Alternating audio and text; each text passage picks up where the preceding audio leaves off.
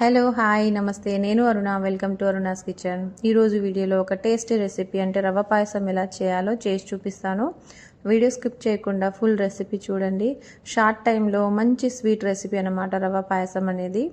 మనము ఎక్కువ ఇంట్లో పనులు ఉన్నప్పుడు కూడా నైవేద్యంగా కూడా దీన్ని ప్రిఫర్ చేయొచ్చు. ఎవరైనా సడన్లీ గెస్ట్ వచ్చినప్పుడు కూడా ఏదైనా స్వీట్ రెసిపీ చేయాలన్నా కూడా మనం ఇది చేసి పెట్టొచ్చు అన్నమాట. చాలా టేస్టీగా ఉంటుంది. అదేవిధంగా చాలా షార్ట్ టైంలో అయిపోతుంది. తక్కువ ఇంగ్రీడియంట్స్తో అయిపోయే రెసిపీ అనమాట. ఎలా చేయాలో చూపిస్తాను ఈరోజు. ముందుగా కడాయి పెట్టుకొని 3 స్పూన్ల నెయ్యి, కొంచెం నెయ్యి అనేది హీట్ అయ్యేదాకా మనం క్వాంటిటీని బట్టి నెయ్యి అనేది తీసుకోవాలి. 3 స్పూన్ వేసుకున్నాను నేను నెయ్యి. వీటిలో మనం డ్రై ఫ్రూట్స్ రోస్ట్ చేసుకుందాం. నేను కాజు వేస్తున్నాను. కొంచెం పెద్ద పీసులే ఉంటున్నానండి. మీరు కావాలనుకుంటే చిన్న క్రష్ చేసి కూడా వేసుకోవచ్చు. వీటిని గోల్డెన్ కలర్ వచ్చేదాకా ఫ్రై చేసుకోవాలి. ఇందులోనే కొన్ని కిస్మిస్ యాడ్ చేస్తున్నాను. కిస్మిస్ అనేది త్వరగా వేగిపోతాయి కదా, అందుకే కొంచెం లేట్గా వేసానమాట. ఈ మంచి కలర్ వచ్చేదాకా ఫ్రై తీసుకొని పక్కకు పెట్టుకుందాం. చాలా సింపుల్ అండ్ ఈజీ రెసిపీ అన్నమాట. ఇది మనం కొంచెం రవ్వ ఉంటేనే చాలా, ఒక 10 మెంబర్స్ సరిపోతుంది. ఇప్పుడు నేను చేసే సూజీ పాయసం అనేది రవ్వ పాయసము. ఈ నెయ్యిలోనే నేను ఒక బౌలు, చిన్న బౌల్ అంటే ఒక కప్ అన్నమాట ఉప్మా రవ్వ తీసుకున్నాను. దీన్ని సిమ్లో పెట్టుకొని లో ఫ్లేమ్లో రవ్వని మంచి అరోమా వచ్చేదాకా ఫ్రై చేసుకోవాలి. ఇదే మెయిన్ మనకి టేస్ట్ రావడానికి రెసిపీకి. ఇది మాడిపోకుండా సిమ్లో పెట్టుకుంటూ కలుపుతూ ఉంటూ ఇలా ఫ్రై చేసుకోవాలన్నమాట. గోల్డెన్ కలర్ వచ్చేదాకా మంచి ఫ్లేవర్ అనేది వస్తుంది, అరోమా స్మెల్ అనేది వస్తుంది అనమాట. నేను ఈ బౌల్తో తీసుకున్నాను. ఆ బౌల్తోనే నేను 3 కప్స్ పాలు అనేది తీసుకున్నాను. ఈ పాలు అనేది కాచి చల్లార్చుకున్నదే. మీరు పచ్చి పాలు కూడా యూజ్ చేయొచ్చు. ఇదేం గడ్డలేం కట్టుకోదండి. మనం కలుపుతూ ఉంటే మంచిగా మెల్ట్ అయిపోతుంది. ఉప్మా రవ్వ అని కలిసిపోతుంది. చాలా షార్ట్ టైంలో ఉడికిపోతుంది అన్నమాట. చాలా టేస్టీగా కూడా ఉంటుంది. చూసారా, దగ్గరికి వచ్చేసింది కదా, ఆల్మోస్ట్ ఇది కుక్ అయిపోయింది.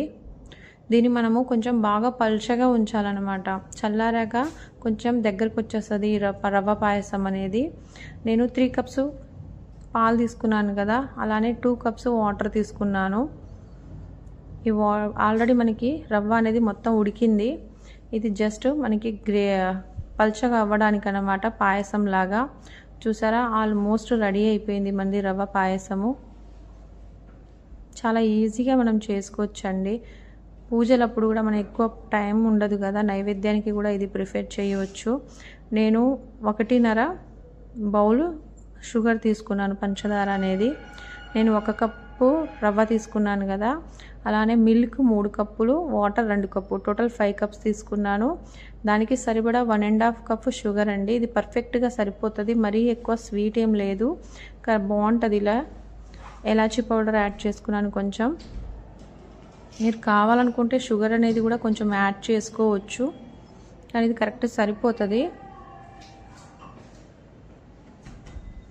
చూసారు కదా, రెడీ అయిపోయింది మనది రవ్వ పాయసము. చాలా సింపుల్గా చేసుకోవచ్చు అనమాట. ఈ థిక్నెస్ ఉంటే సరిపోతుందండి. ఇవి పల్చగా ఉండాలి. మళ్ళీ ఎందుకు చల్లారాక కొంచెం దగ్గరికి వచ్చేస్తుంది. ఇప్పుడు మనం ముందుగా ఫ్రై చేసుకున్న డ్రై ఫ్రూట్స్ని వేసుకుందాము. జస్ట్ సిమ్లో పెట్టేసి 1 or 2 మినిట్స్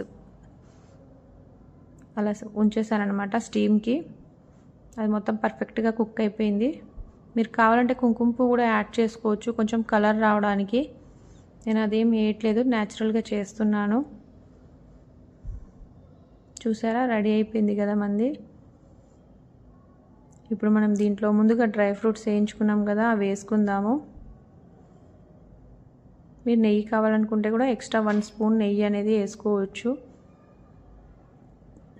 నెయ్యి తింటే కూడా చాలా హెల్దీ అండి. రెడీ అయిపోయింది మన రవ్వ పాయసం. ఓన్లీ 10 మినిట్స్ అండి. 10 మినిట్స్లో ఈజీగా చేసుకోవచ్చు మనం. చూసారు కదా, ఈ పల్చగా ఉంటే చాలు. చల్లారాక బాగా చిక్కబడుతుంది అన్నమాట. ఇది వెంటనే సర్వ్ చేస్తే చాలా టేస్టీగా ఉంటుంది. రెడీ అయిపోయింది. ఇప్పుడు మనం సర్వింగ్ బౌల్లో తీసుకుందాము. చూసారా, అసలు ఎక్కడ ఉండలు లేకుండా ఎంత పాయసం లాగా ఉందో. కరెక్ట్ కన్సిస్టెన్సీ అన్నమాట. మీరు ట్రై చేయండి, నచ్చితే లైక్ చేసి షేర్ చేసి సబ్స్క్రైబ్ చేసుకోండి.